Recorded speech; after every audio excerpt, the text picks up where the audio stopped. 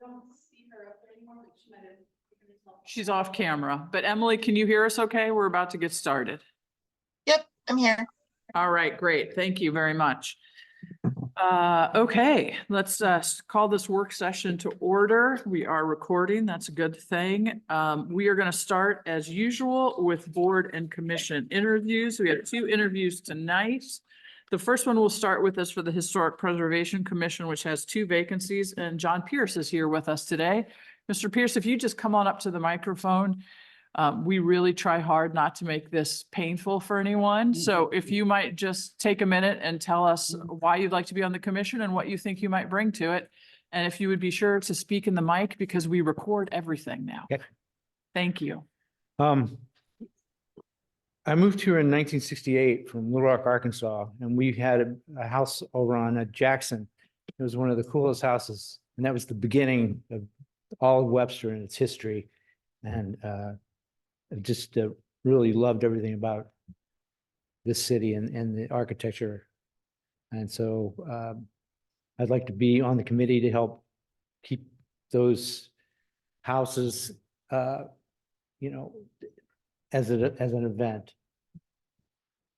And I'll let other people ask questions if they'd like. I think I saw on your application that you are involved with the Historical Society. Yes, ma'am. What I've been there 2 years, and we've seen just a lot of changes that really improved the place, I think. So there's more information. We've sort of cleared out stuff that's not related to that time period to the house itself, and I think we did a great job. Well, that's always one of the goals, or seems to be one of the goals of HPC, is to have a closer relationship. So it's nice to hear that you already have that connection. Yeah. Emily, I know you're the liaison. Do you have any questions or comments you'd like to share? No, I mean, I think you touched on it. It's great to see the Historic Society connection there, and welcome your interest in HPC, and it's a great little commission. Yeah, thanks. Anyone have other questions or comments? See, told you it would be painless. All right, thank you very much. Thank you. Our next interview is for the Sustainability Commission, which also has 2 vacancies, and Anna Carrion, please come on up. We're going to ask you to do the same thing. Just tell us a little bit about why you'd like to be on the commission and what you think you might bring to it. Thank you. Well, first, I want to thank you all for the opportunity to interview for the position, and especially to Councilmember Bliss for encouraging me to apply. I have a passion for sustainability that dates back to high school, when I was on the environmental club. And then later in my professional years, in 2016 and 2017, I was a member of the sustainability committee at True Manufacturing. There are 3 areas of sustainability that interest me most: water resource management, watershed protection, and composting, among others. I've done a lot of volunteering over the years with Great Rivers Greenway, doing honeysuckle hacks, and we've made a small amount of progress. And then also with the Community Stewardship Alliance, willow staking along the Merrimack. And I'm looking forward to completing a training for volunteer water quality monitoring with the Missouri Stream Team in April. And I think this training will definitely give me a deeper appreciation for the interconnectedness of our community waterways and water quality. I worked on an organic farm in college, and it led me to take a course in composting. And from then on, I've maintained the practice along with a vegetable garden. And a recent interest in hyper-local commercial composting inspired me to contact the commission. And I hope to continue that exploration in the future. Since visiting the last commission meeting a few weeks ago, I've attended the Solar Open House and the first of the Eco Ed series, and both were engaging and informative experiences hosted by the commission. And it makes me excited about the opportunity to join a team where I can learn from my peers, conduct independent research, and apply my natural love of learning and collaborative spirit. As a resident of Webster Groves, I'm proud of our green spaces, gorgeous trees, and wildlife. It would be an honor to activate this pride by serving on the commission. And I want to thank you for your time and consideration today. And I look forward to the opportunity to furthering the positive impact that the commission has had on our community. Thank you. Does anyone have questions? Comments? I was just gonna say in meeting Anna, she's kind of jumped right in to but- the passionate activities that the commission's doing. And I think you brought some new subject matter as well for them to talk about. So, yep. All right. Thank you very much. Thank you. Appreciate it. And I say this to interviewees all the time. You are more than welcome to stay, but you're not going to hurt anyone's feelings if you decide to spend the rest of your evening somewhere besides this particular council chamber. So. All right. Does anyone have anything they'd like to review on the regular agenda? There's one thing I'd like to have some conversation before we approve the agenda, the selection process for the Comprehensive plan? This one. Okay, so A when, bit more about so when we get to the consent agenda, then we'll it. let you raise whatever conversational items you might like. Well, I read the memo. It's kind of. Okay, sounds good. How about updates? Karen, do you have any updates? Yeah, actually, the last Parks and Rec meeting, we had a pretty robust discussion around the need to have more about dogs being walked off leash. We got a letter, but I wasn't able to speak on it before, from Mr. Houghton.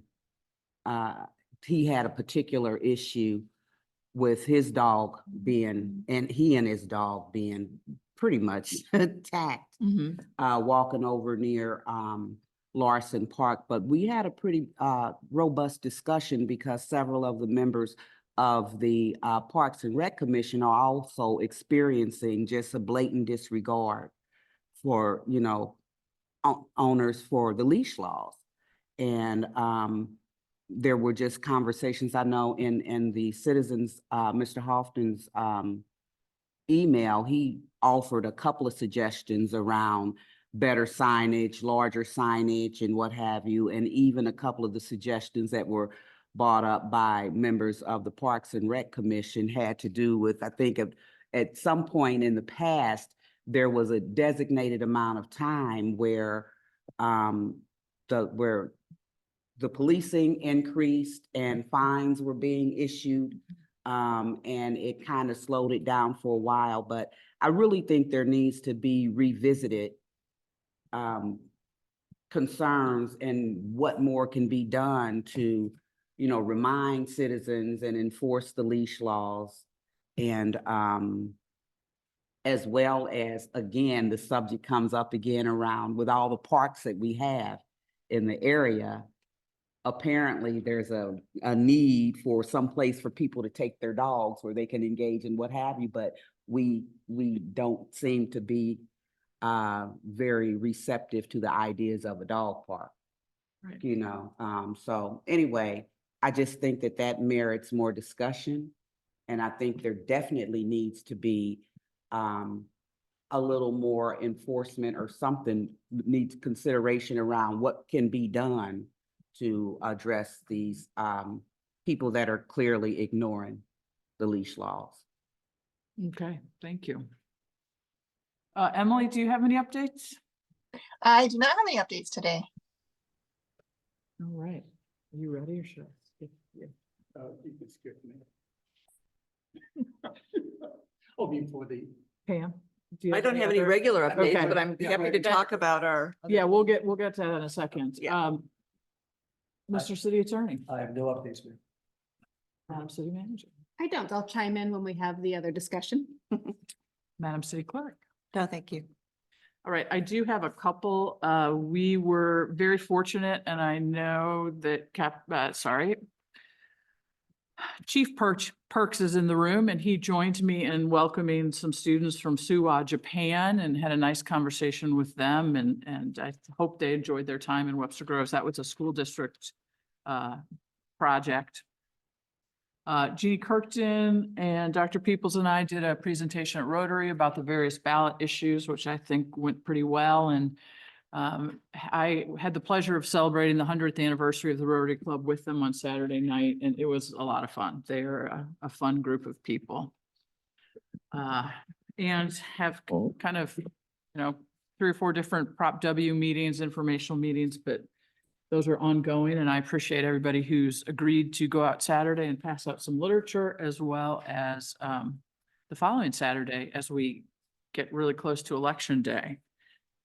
I'm going to pause for a minute because usually somebody's remembered an update by now. Yeah, I did. See? You know, Because it happens every meeting. no, I did, when you mentioned the Prop W, gather, we did have one. Sorry, Emerson, I can't hear you. Can you? Well, how about that, Emily? Is that good? That's better, thank you. We did have a Prop W meeting sponsored by the North Webster Neighborhood Coalition. And it was a great, had a lot of good questions. Eric did an excellent job in explaining the contents of the Prop W. So I just want to thank him again for making himself available that evening for it. So we have one more planned to have before the election. Good. All right.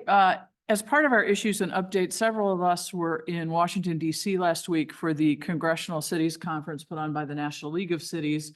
Since this is a new organization for us in the last couple of years, and I think this is the first conference where a number of us were there at the same time, we thought we'd take a little bit of time and talk about some of the things that we learned there and how we might like to apply them here in Webster Grove. So the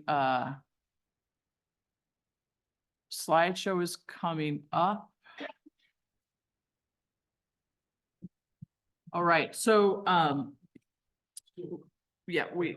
so Dr. Peoples and Mr. Peterson and 3 of us here on the council were in attendance at the meeting, and you can see there's a long list of different kinds of programs or involvement that we took advantage of at the time. And I think one of the things that is evident from this list is that the NLC provides us with a wide range of educational opportunities.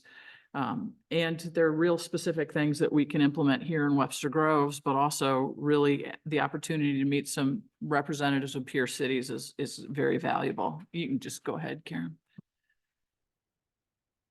So we have a couple of questions here that is for all 5 of us who went, or at least Mr. Peterson's away from a microphone. So if he decides to answer, he can walk to one about what we did. And so I'll kick it off. So a session that I found most meaningful and key lessons learned from it. I participated in a roundtable on rail safety. And I learned a whole bunch more about the Rail Safety Act that has now been passed out of the House, but is being held up passed in the Senate, being held up in the House. But it really would make some changes that allow for us to know a lot more about what is on the railroad cars that travel through our community. Also some greater oversight of rail traffic as well. And it was such an inside joke, but the Secretary of Transportation was there, Pete Buttigieg, and he made reference to being the only person in the country who could get the railroads to return his phone calls. And everyone in the room laughed because we all know that that just doesn't happen very frequently. One of the things that I found that I think that we can think about in our city in terms of implementation is that there's a new set of grants coming out for crossings, both planning and implementation grants for crossing safety and crossing relocation. But what I learned that I didn't know before is that they can be used for addressing pedestrian issues, not just car traffic, not just digging holes to go tunnels and things like that. So learning that this has a broader application may mean that we can take advantage of that program. Anybody else want to chime in on something that session they found particularly meaningful? You want me to go next? Sure. Thank you, Mayor. The one I found most interesting and got a lot out of it was the racial equity for municipal leaders. That was a group, actually it was packed, and we met in different group conversations. and we discussed the four corners of bias activity. We addressed our individual explicit and implicit biases. And then we went to institutional explicit and implicit biases. So it was a very good conversation. We heard from different municipalities, from California to New York. So it was really interesting to see that the issues that we're looking into improving, they're doing the same thing. And I was glad to see that we were ahead of them in some things. So that was really an excellent session. And for me, it was good only because the presenters did maybe 20 minutes of presentation, and we had a good 45 minutes of conversation with our table. And then we reported out to the group. So that was good. Nice. One of the very first sessions I attended was by the NLCU, which is a set of virtual courses that we can take online. There's typically about 6, I think, per course. And so I attended Retail as a Catalyst for Economic Development, and it was essentially the introduction to that course. It was presented by a woman who is a retail strategist. That's the name of her company as well. She helps municipalities or other organizations figure out and how to attract certain retail and developers. And then partnering with her was a woman, a planner from the ICSC, which is now stands for Innovating Commerce Serving Communities. Essentially, it's an organization that helps retailers and developers come together. But what was special about it was that they were presenting to municipalities about how to attract different retailers. And so they differentiated between those that want national chains and then those that are looking for more local retail. And so I think it was good to learn the nuances about that. Essentially, they said the process for building retail areas is essentially a long game. It's 3 years at the minimum to attract retailers to come to different municipalities. And I think it was varied a lot. There were towns, rural towns that, just have a dollar store and a Kroger. And then there were other, large municipalities such as Brooklyn or Bloomington, Indiana, that had a more robust national presence. But I did like how they differentiated for the locals. And I made some good connections there. I've got a business card and some other webinars that we can tap into if we want to. First Peoples, did you want to add anything? Yeah, thank you, Mayor. Certainly echo everything that both council persons already said. For me, the takeaways really were the boots on the ground grant experience. There was a lot of grant offerings. Of course, we've talked here a lot about Safe Streets for All, but there was even more about that. What sorts of demonstration projects, implementation, but the support behind it. There's a lot of information on climate change as well. Councilwoman Bliss and I went to one of those particular sessions, but in between the universities, boot camps and virtual learning, there's so many opportunities for us to get additional resources that's incredibly helpful. And just an observation that while it's a national conference, it feels very local. The sessions were really drilled down to municipalities of our size, or we could choose to go to larger sessions. And so I found that really helpful. Which leads to our next slide, I believe. The technical and policy assistance. And so I will get closer to my microphone and say, I don't know if Mara, if you've heard yet of the Smart Surfaces program in National League of Cities. I figured you did, but it seemed to me that's the kind of thing that could help us because I know that's on our agenda, at least in our part of our strategic plan to really think about pervious and impervious surfaces. And so there's a level of technical expertise that they have that now I'm a little bit more educated, so Mara doesn't have to educate me quite as much. But they also then have, ready-made, they said they have example codes and things like that that we can take advantage of, which I think in some cases will help our staff not have to reinvent the wheel every time. Mhm. Mhm. I mean, I was gonna say the layers within the subjects there were so many layers. And so I focused on economic development and sustainability and environmental resources and things. And so it really was interesting to see all the different approaches they took. One of the sessions, which was pretty valuable, and that was one Dr. Peoples was where they had 7 agencies that were all related to the environment, and they talked about their grants. They talked about what the grants covered, who the targets were. Some of them were wide open. Some of them were just for disadvantaged communities. So some were programs geared towards youth. So it was just nice to learn the breadth of everything. And so I think if we ever wanted to identify a specific area, especially when it comes to our natural resources, we would be able to find something, grant help or just a series of educational things to tap into. So Mm. it's kind of like you name it, we've got it. Yeah, Which is just reaching out and awesome. touching touching NLC and get what Mhm. we need. I think they were always willing to help. So I found that almost in any session I sat in, they was ready to help with whatever you wanted. And then, the networking part of this, I know I went to both a entering suburbs or what did we? First year. First tier. It was really entering suburbs, I have to tell you. I mean, by and large, and Pam was there as well. Emerson, I think you were there as well. But then also I went to a college and university community panel, which Oh, that's cool. was, very, very helpful as well, especially as we get into housing and learning that NLC will have a housing report out in April. And one of the things they expect to touch on is housing in university and college communities, which there's some Mhm. competition out there with students as universities choose not to build quite as much housing as maybe they need. Mhm.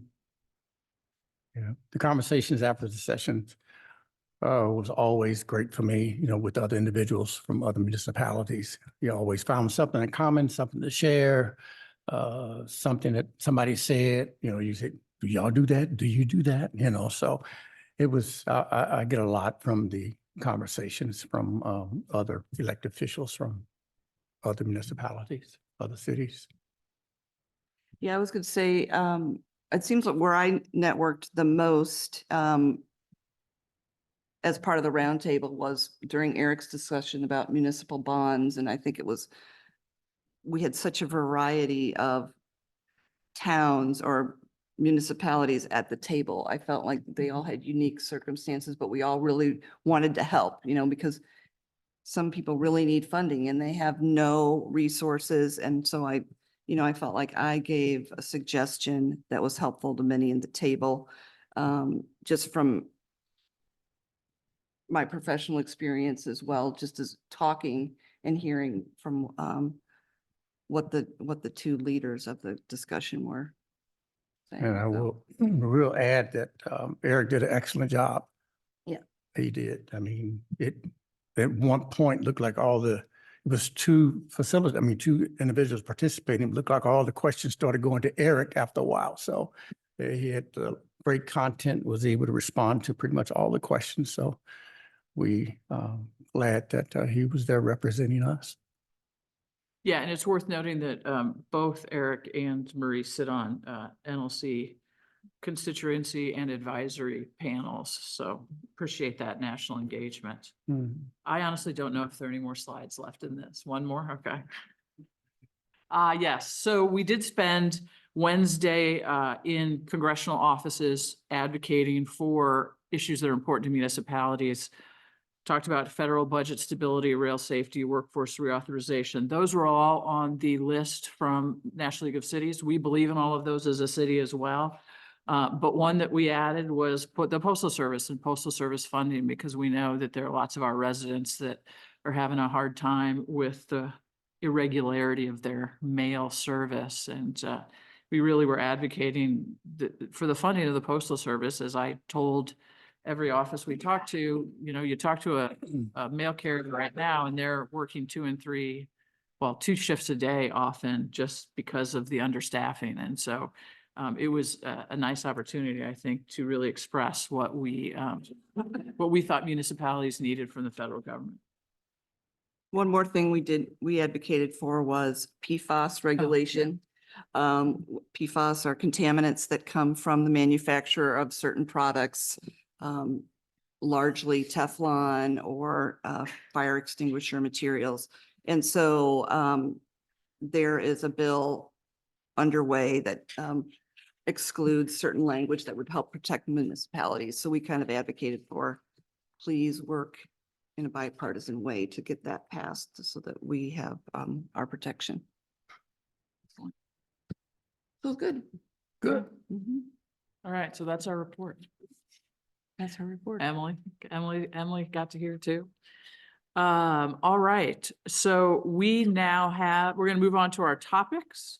And we are very fortunate to have with us Jerry Rosen, who's the Executive Director of the Webster Groves Shrewsbury Rock Hill Brentwood Area Chamber of Commerce. But before we hear from Jerry, our former colleague Bud Belomo is here and I think is going to introduce him to us. So please speak right into that microphone, Bud, because I know you sometimes have a soft voice. You took my first line away. I'm going to introduce him. So Jerry Rosen is our new Executive Director of the Chamber of Commerce, and we're very fortunate to get him here. We're very fortunate to get this young man, I can call him young. He's actually retired executive, but a little bit of background for him. Jerry is a WashU alumnus with a career spanning over 30 years that transitioned from advertising, art director to serial entrepreneur.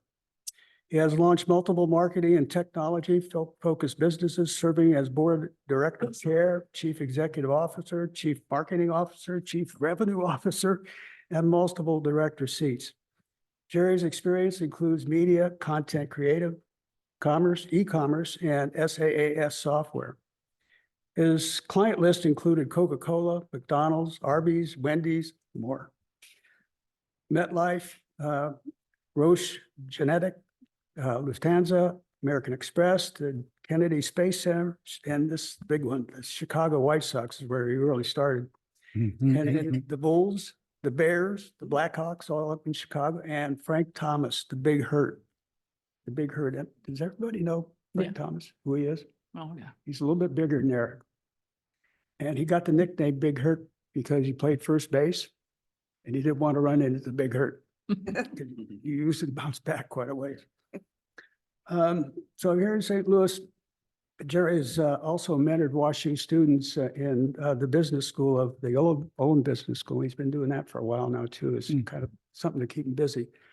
But he didn't want to stay retired too long. He just wanted this opportunity to come to Webster Groves and look at our chamber and look at the communities that the chamber services besides Webster Groves. And we got him, and we got a good man to be here. So Thank you. Wow. Yeah, you got a lot to live up to now. Well, thank you, Bud. Well, you can imagine when I walked in for my interview, I walked into a conference room and Bud was staring at me. He was just looking at me and looked at my resume and he looked back at me and I had never been so intimidated. So, but. Well.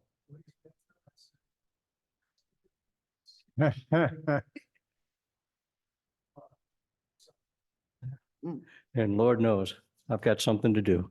So it's great. Thank you very much for welcoming me. It's a real honor to be able to represent the chamber. It's big shoes to fill. I know my predecessors.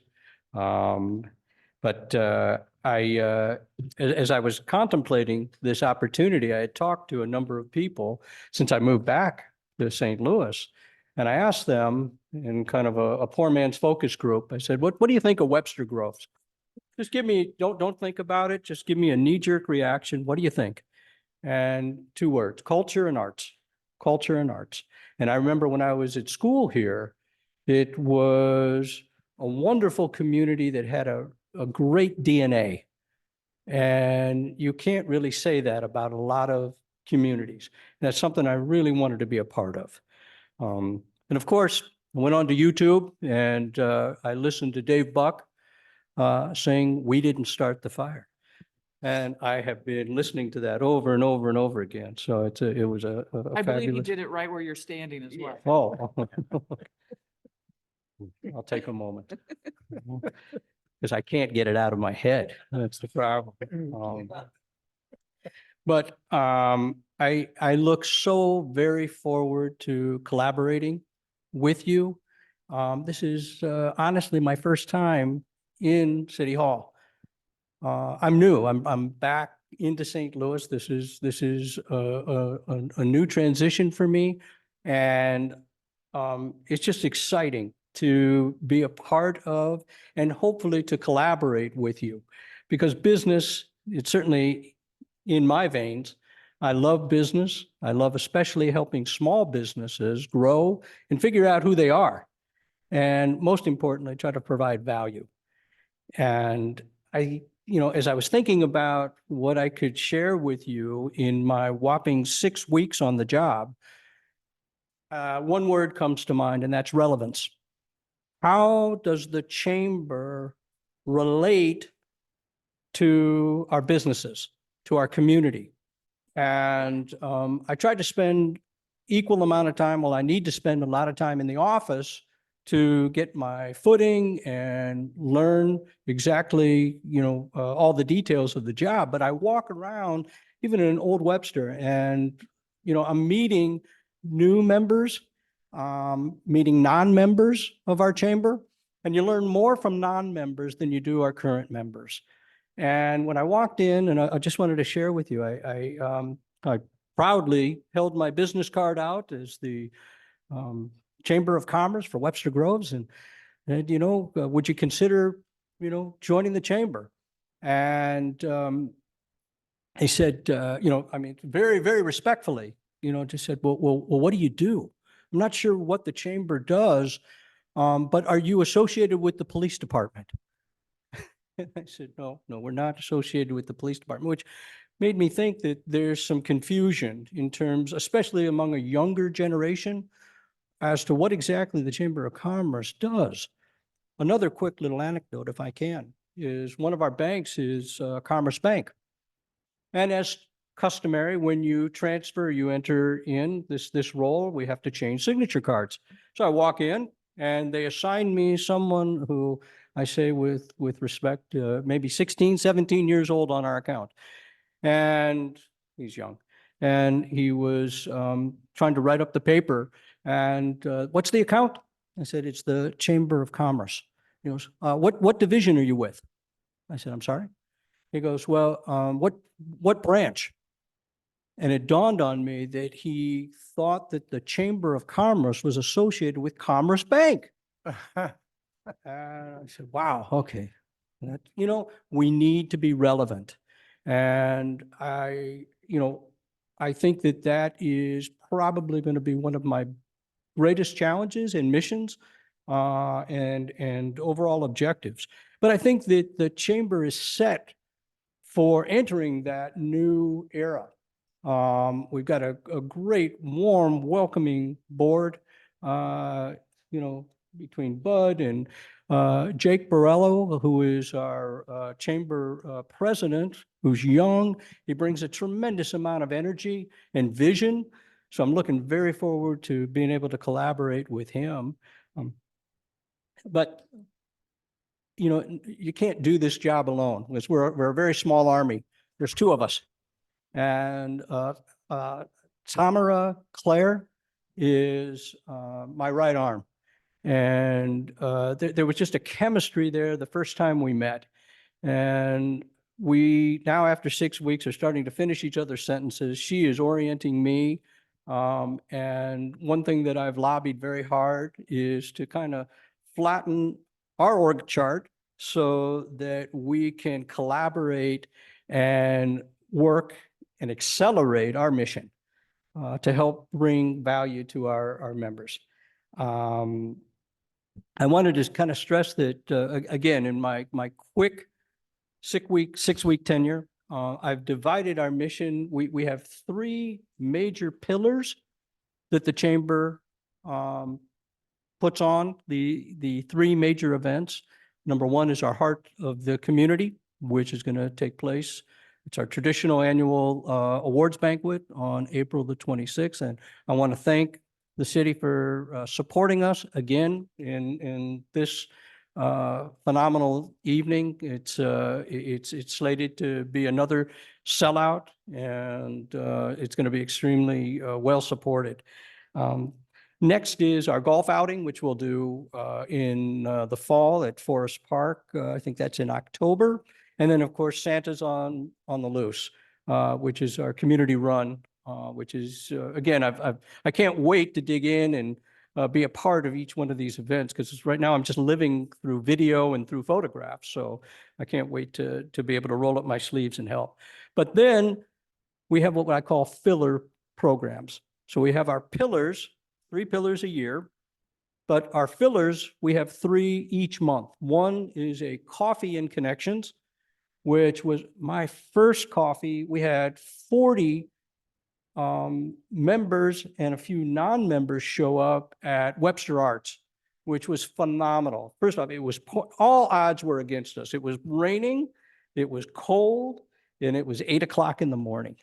And yet we had a full house. This Thursday, we do our monthly Luncheon Connections, which is going to be at the Hacienda Mexican Restaurant this Thursday from 11:30 to 1. And again, it's all about networking. We'll have a guest speaker. We typically have a guest speaker every month. And then at the end of the month at X Golf, we're going to be having a happy hour. And that'll be from 5 o'clock until. So there's no end to it. But in terms of providing value, I'll kind of wrap up with this. I'm not sure how much time I was allotted, but I appreciate this. I think, part of my background is marketing, advertising, communications, is to provide some marketing support. Because why do businesses sign up and join the chamber? Well, it's got to be more than just the insurance benefit. It has to be about providing qualified traffic into their doors and being able to help them navigate their business. And, while we're not consultants, but we are there to be able to lend and help them navigate through, through all of the, their strategies, and make sure that we can accelerate that quickly. So I thank you very much, and I'm not sure if there's any questions. Sure. Thank you very much. And just on behalf of council and the city, welcome, and we're happy to have you here, and appreciate you spending some time with us. I'm going to see if council members have any questions they might like to ask. All right, but I did one question. I see that we have discussion questions. Is this something you want us to provide you answers to? Well, he didn't write those questions. Oh, he didn't write those questions. Okay. They were handed to me just moments So ago. who should we provide these answers to? He used to the ask them to questions that us. he's supposed to. We asked him the. Oh, okay. I got you. You're giving away all the secrets, I'm Emerson. sorry. Go ahead. I mean, I can think of one just quickly. You said, staying relevant is kind of your number one task, at least what you're seeing right now. So how do you think the city could help partner with you to become more relevant? I think, by learning the objectives of the council and where, we're going, you're going, to make sure that we find that inflection point and deliver it. But I do think that we need to help redefine what the Chamber of Commerce is for this new generation, for the succession of businesses and business owners that are coming into the city.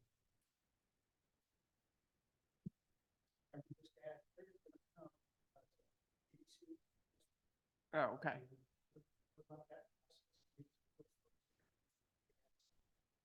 Emily, so I don't know if you could hear that, but Jerry will be at the BDC commission meeting next week to learn about that. Which sort of Oh, that's leads great. to- Thank you. Yeah, I did not hear it the first time. Did you want to ask a question? No, just welcome. Okay.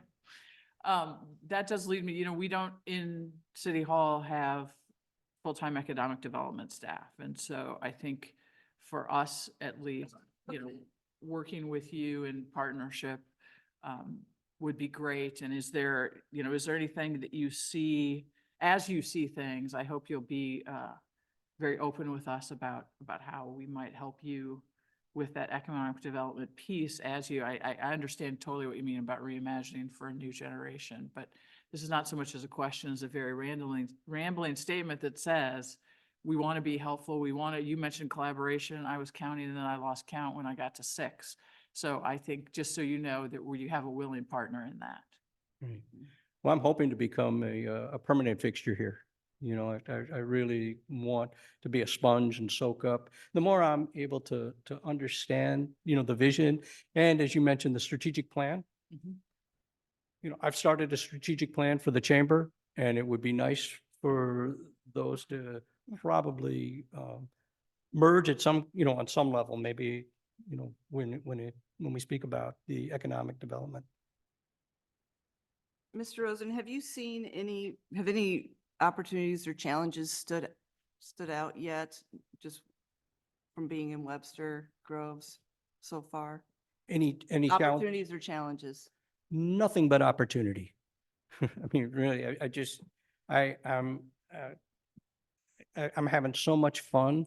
I got to be honest, just walking up and down the streets on a nice day and meeting business owners, and everyone has just been so warm and welcoming. So I really haven't seen any any surprises Okay. other than, what I've shared with you, which is just relevance. So with reference to acclimating yourself, walking the streets, engaging with the business owners, what do you see as the greatest needs to the business community here? Or even, I can even think about the question, when you see the types of businesses that we have here, have you formed an opinion about what could be different, or what is your opinion of what you've seen and what you think could be? Well, I can just share with you what I've seen, which is tremendous pride. There's just a sense of security, a sense of pride in their business, and integrity that, when you go into certainly a competitive city, I would say. I can just share with you again, maybe this might help, is I sat down, I visited 23, the new coffee house right down the street, and I met with a brand new member. And I asked him, why did he join? And he said, well, he was looking at Kirkwood, and he kept thinking, do I, which city do I want to establish my business? He's in the accounting field. He broke off of a large accounting firm, which I find, is kind of a, I don't want to say a trend, but, again, in my brief tenure, where people have learned from a larger company, and then they said, I can do it stronger, better, and I want to be my own boss. And he just said, you know what, I just want to establish my business in Webster Groves. And he's committed here. He's planning on opening a storefront down here. So I thought that was a great testimony. But I really haven't been able to formulate. I want to be able to have a few more weeks under my belt before I can formulate a real, opinion on what the needs are. Because I would be interested in your thoughts about the mix of businesses that we have and could possibly benefit from in terms of changing or diversity just in the types of businesses that we have. That opens to the possibility of a future invitation, I think, right? Give you a little time to get acclimated and really understand the community if you're up for it. Because the other thing we might like to talk about at some point is, are there services that the chamber might like to contract with the city and help us in things that we might need some help in, and, you know, strengthen that into a more formal relationship as well. I'm sure that it's a little early for you to say what those might be, but if you're open to the invitation, you know, maybe 6 months from now, we can invite you back and have a conversation about that a little bit more. I love it. All right. Well, Well, thank thanks so you. much for being here. Okay, appreciate it. And thank you, Bud, for the introduction. All right, we also are going to talk a little bit about the sample budget. Believe it or not, we are just weeks away from Proposition W and all the charter amendments that, what did I say? Oh, I am so sorry. I didn't mean to scare anyone, especially our Director of Finance, who has enough on his plate right now. I'm talking about, I meant the election. I really did. Proposition W and also the charter amendments. Good evening. Hi. Yeah, the terrible thing is, in my head, I didn't even hear it. That's okay. And I just spent the last hour talking to skating group about this. So, Excellent. yeah. We'll get the slides up and running. It's nice to be in front of all of you again. Should I introduce myself? Eric, do you want me? Okay, sorry. And you're on recorded history now, so you must do that Excellent. for that. Oh, finally, my day has come. My name is Kelly Ferrara Bain, and I'm the president of Stratcom RX, a small business based in St. Louis County. Thank you. It's been our pleasure to support the team here with what ended up becoming 2 projects instead of just the one with Proposition W. Last time I was here, my colleague Heather presented to you on the work for Proposition W, and we've then also started to support the charter amendments as well. So this presentation today will give you an update on both of those campaigns and let you know what we're doing here to help make sure that we are focused on these education and awareness building efforts that you'll see unfold here. A lot of this should be familiar to you because most of you were in the room before. And as Mayor mentioned, I'm sure she's not the only one talking about this around town.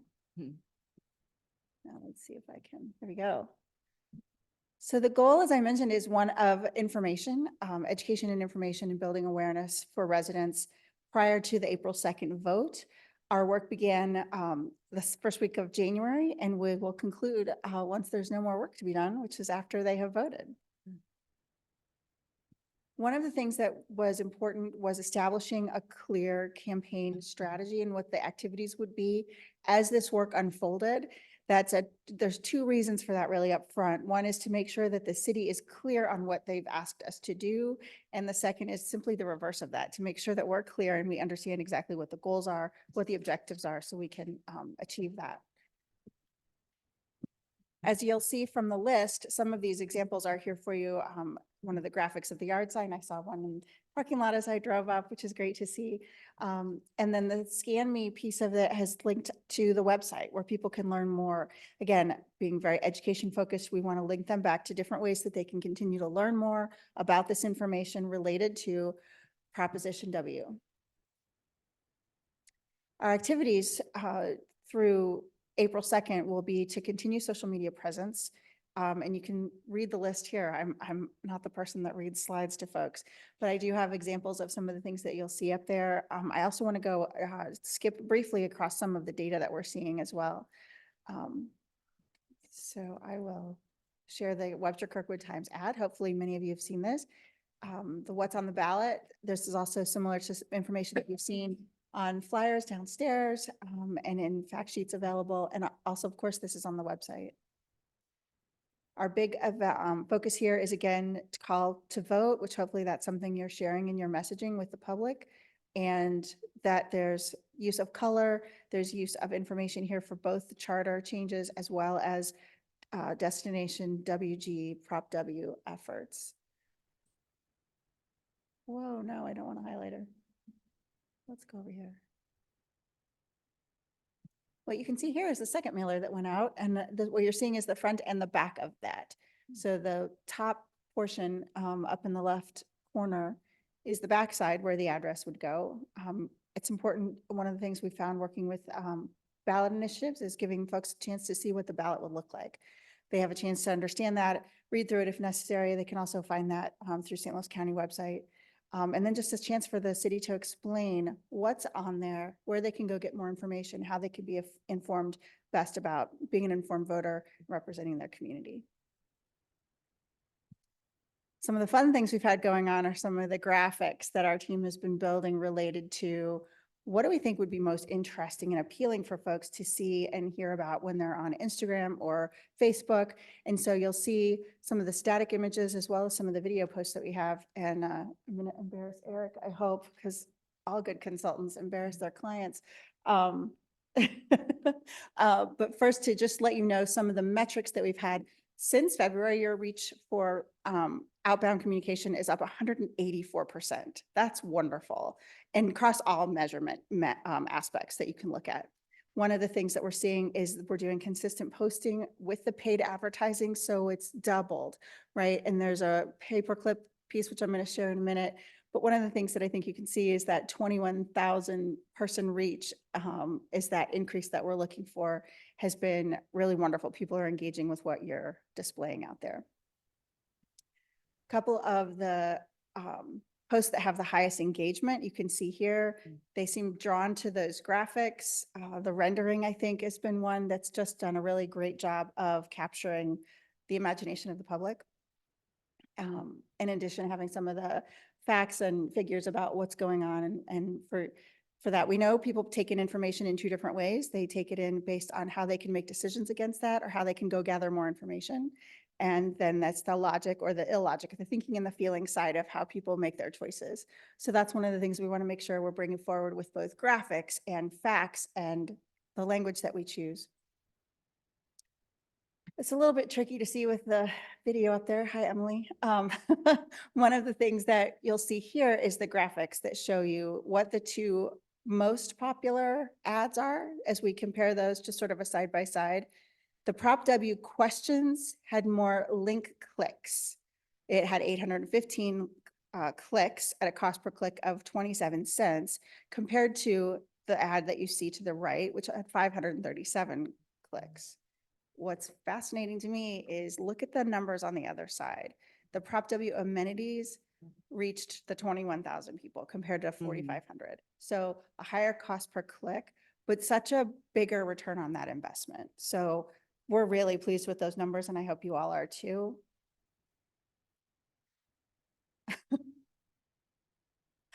As I mentioned before, the opportunity to showcase some of our talent and staff here. Webster Groves has a separate property tax levy for paying off debt. Under state law, Webster Groves can only tax for debt service for the amount of debt we expect to pay back in a year, plus 1 year's reserves. Our current tax rate is 20.1 cents per $100 of property value. Because we are paying off previous debt this year, we can use that same capacity for this new bond without raising the tax rate. This means if Proposition W is passed, the debt service tax rate will remain at 20.1 cents per $100 of value. Very nice. We just have. Thank you, Eric. Everyone always wants to talk about bonding and tax numbers, their favorite thing to talk about and learn about. And again, what you see at the tail end of this is a chance for them to say, what did he just talk about? Can I hear that again? So that they can really start to dig into that, because most people that we know don't need to know about bond rates in cities and how things work. They don't even understand the things. Their main concern is, did my trash get picked up? So we want to make sure that as they have a chance to learn more about the civics side of what it means to be a member of a community, we have a chance to pick on someone like Eric and share his expertise and help, again, build an educated populace. All right. So supporting the education campaign, this is my call to action for all of you. I should say our, because I represent a team of people who are here. Share the media content that you see on your social pages and offer that with some of your own comment. When you share it, there's sort of two ways to share. One is just the blind share and it gets posted. The other is to share where you're adding additional content on top of that. Those are usually read more. distribute the information material. Make sure that when you're leaving today, if you don't already have a stack of flyers, that you grab some from the piles downstairs so that you have those available to hand out to folks. Letting folks know that they are welcome to share information within the community groups that they're interacting with and in their newsletters. A lot of this information is ready to go. And of course, reminding people to vote. So that gives you the information on the Prop W. Now we get to talk about everyone's favorite topic, charter amendments. I do have to say, all kidding aside, you all did a wonderful job with putting together the 12-person planning team to go through and build this solution for you. Their work, and I can say this because I'm not patting myself on the back, someone else did this work, I'm just here to talk about it. But the idea of having those voices here talking about what they did and the year they spent together, I think serves you all very well. So for the education campaign related to charter amendments, again, another fairly dry topic. Informational sheet with the QR code is available, again, pushing people to the website, letting anyone who wants to know how to be an informed voter become that informed voter. That's at the end of the day what all of us want here. It's the information that's there. We've tagged it into the second mail piece that's gone out. We've tagged it into the Webster Kirkwood Times that was part of the original scope of work. And as you can tell from the examples, the social media posts are also including that, along with the charter review board member videos. We have a couple of those to share with you. Here's some examples of what that information sheet looks like. If this isn't familiar to you, please get familiar with it. And some of the posts that have been up, the fact that your charter was last created in 1954 for updates gives chance for people to say, probably some things have changed and what they might want to be aware of. Again, you'll see examples of the ballot. Let's hear from Kyle. Webster Groves residents voted in 2022 to convene an advisory board to review our city's charter and propose any needed changes. I'm Kyle Clem, one of the 11 resident members of this advisory board. We spent a year reviewing the charter, which was created in 1954 and governs the rules of our city. We found the document needs 10 changes to bring it up to date, including removing outdated and offensive language, updating procedures and rules, complying with county and state laws, and being more inclusive of all Webster Groves residents. Now it's your turn. Webster Groves voters will vote yes or no on each of the 10 amendments on April 2nd. Learn more about each of them at the link in the post or on the city's webpage. Thank you, Kyle. Yay.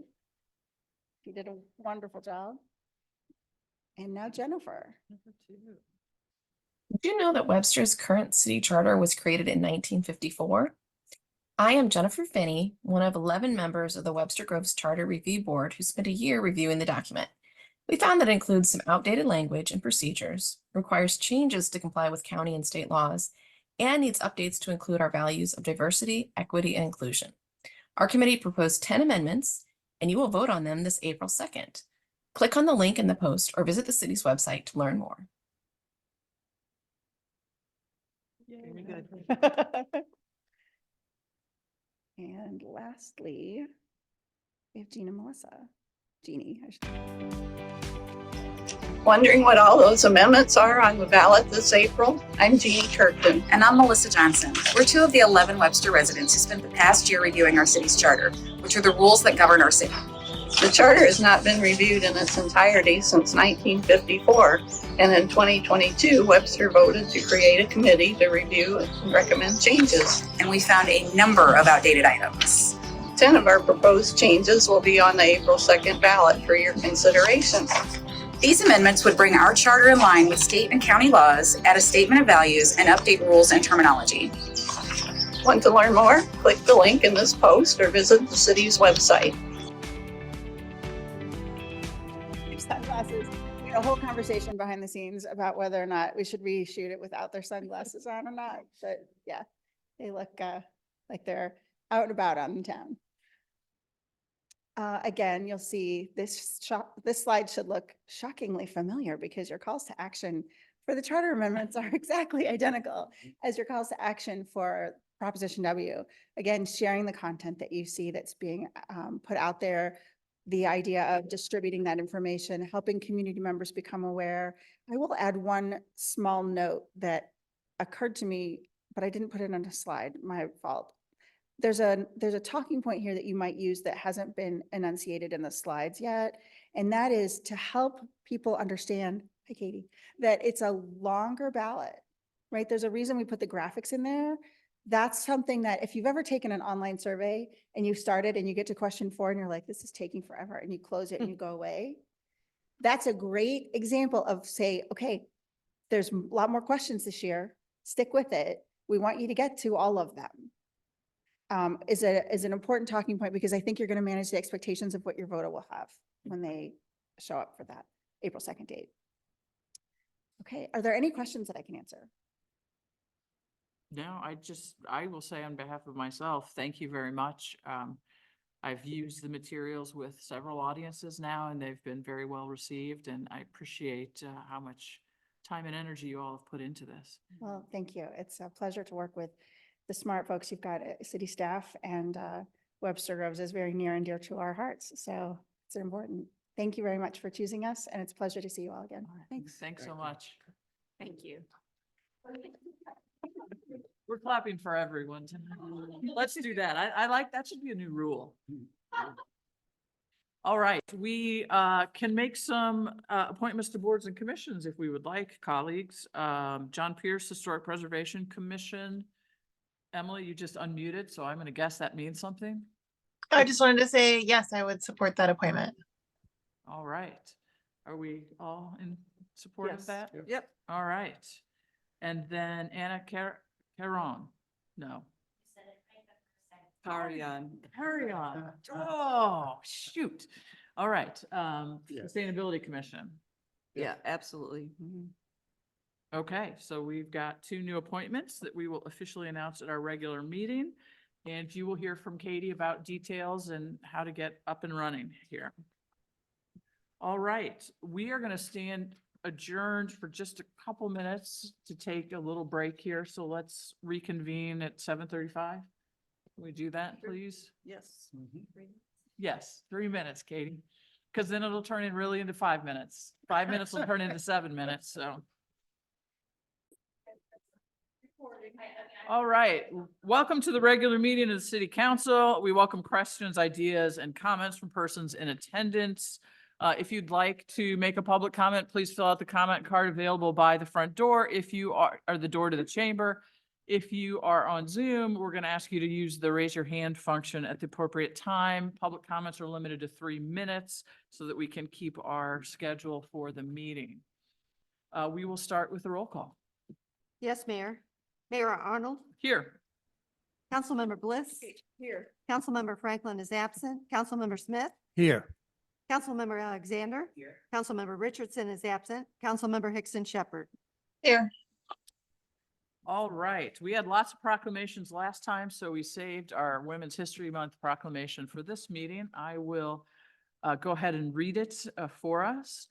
Whereas American women of every race, class, and ethnic background have made historic contributions to the growth and strength of our nation in countless recorded and unrecorded ways, and they have played and continue to play critical economic, cultural, and social roles in every sphere of life of the nation by constituting a significant portion of the labor force working inside and outside of the home. And whereas American women have played a unique role through the history of the nation by providing the majority of the volunteer labor force of the nation, and American women were particularly important in the establishment of early charitable, philanthropic, and cultural institutions in our nation.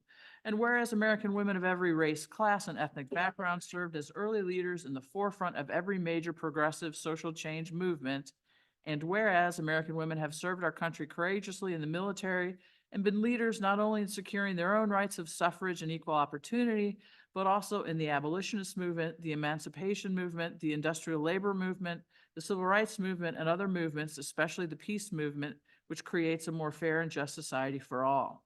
And whereas the city of Webster Groves celebrates the women whose courage, grit, and perseverance have contributed to all aspects of our society, and Congress passed legislation in 1981 which authorized and requested the President of the United States proclaim the week beginning March 7th, 1982 as Women's History Week.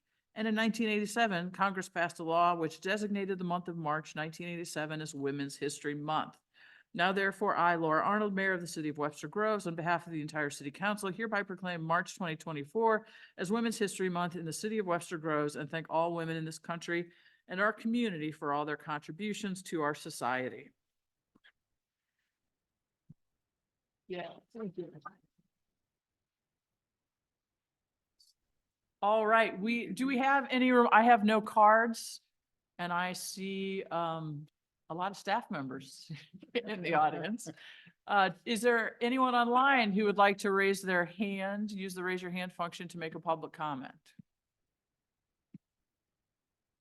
Nothing. All right, we will then move on to new business from council members, city attorney, city manager. Anyone have new business? No, ma'am. All right, our unfinished business, could you, Councilmember Alexander, call for the third reading of Bill number 9247? Yesterday, I would like to call for the third reading of Bill number 9247 and its subsequent adoption. Second. Bill 9247, third and final reading. An ordinance defining the pay grades of the classified and unclassified service of the City of Webster Groves, fixing the compensation for employees in said classifications, and repealing ordinance number 9242. Is there any discussion? Okay, and can we now go back to the panelists, please? There we go, and I can see. So I believe then we can go ahead and have the vote. Sure. Councilmember Bliss, Yes. Councilmember Smith, Yes. Councilmember Alexander, Councilmember Hickson Shepherd, Yes. Mayor Arnold. Yes. All right, we'll go on to new business. Councilmember Bliss, could you call for the first and second reading of Bill number 9248, please? Yes, Mayor, I'd like to call for the first and second reading of Bill number 9248. There a second? Second. Bill 9248, first reading.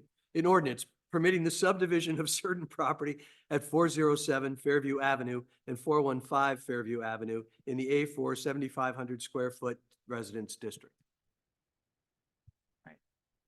Do we have a presentation for this? I have one question. You didn't think you were gonna get wholly off the hook here. Yeah. And I apologize in advance if this was in the materials, but I went through twice and didn't find it. Who asked for this? So the property owner that is to the east is the one who started a court case regarding the piece of property that they had been maintaining for a number of years. And so the agreement was between them and the church to move forward with this versus going through with court. Okay, and then, so, thank you, that helps a lot. So now, since we believe at least the ownership has changed. Ownership hasn't changed yet. It's under contract. The church property is under contract right now, but it has not. Oh, no, I meant from the actual Oh, so- local to national. Yes, so that's also in we will ensure that we get some legal opinion on who is going to get to sign the plat. And that I understood. My question is this: if the local organization negotiated this, do we have any indication that the national Oh, no. is opposed? The local organization did not. It was the Kansas City Synod who signed the Okay. paperwork. Thank Sorry, you. there's too many parties. in No, this. I understand completely. Yes, so thank you. That helps clear everything up for me then. Yes. Other questions? No. Then we'll have the second reading. Thank you very much, Mara. Bill 9248, second reading. An ordinance permitting the subdivision of certain property at 407 Fairview Avenue and 415 Fairview Avenue, pardon me, in the A4 7,500 square foot residence district. Thank you very much. Before we have a motion to approve the consent agenda, I believe that there was something that you either want to discuss or remove from the consent agenda. No, not to remove, just want to ask Dr. Peoples to go over the process of choosing the firm for the comprehensive plan. Sure, I'd be happy to, and I'd ask others to chime in as well if they have to add. Obviously, Ms. Perry participated. Mayor participated and Councilwoman Hickson Shepherd participated as well. So we, as well as a couple of community members. But we reviewed the RFPs that we received, and then we did kind of a short list of the RFPs, and we narrowed it down to select firms. And then we had them come in for interviews. So we interviewed them on site, had pretty full day of asking interview questions. Based on that, we came up with the finalist. Okay, good. Thank you. And there will certainly be more to come. So we have our first planning meeting. Mara, is it next week? Thank you. Our first planning meeting with the group that was selected. After that point in time, we'll have more information in terms of timeline. We'll also need to talk about steering committee type of things as well as public engagement. This will not be a quick process. It's not meant to be a quick process. We're going to do this methodically. We're going to have lots of community involved. So it's going to be a neat process, but there will be more coming into you, and I'll have an update at the next council meeting. Thank you. All right, with that taken care of, would you like to move for the adoption of the consent agenda? Yes, Mayor, I'd like for the move for the approval of the consent agenda. Second. Councilmember Smith, Yes. Councilmember Alexander. Yes.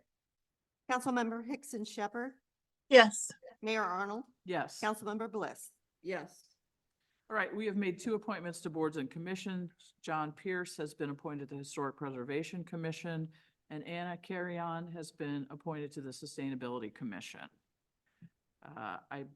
We will have a very brief closed session on number 3, correct? We will, if I may, I'll go back to the comprehensive plan for just a moment. I failed to mention, so Councilwoman Alexander also participated in the initial review of all of the candidates. So we did have 3 council members review, but I just wanted to share that because I failed to add Councilwoman Alexander, and she did lots of scoring. Thank you. Thanks. And then I was out Thank you, town Karen. playing catch up, so we didn't choose. That's all right. The Lakota group. Chicago. Okay. It was tough. It was a good field of There was proposals. a very good field. All right. Okay. Councilmember Bliss. So I would like to call for executive closed session related to personnel, Missouri statute 610.021, open parens, 3 closed parens. Do I have a second? Second.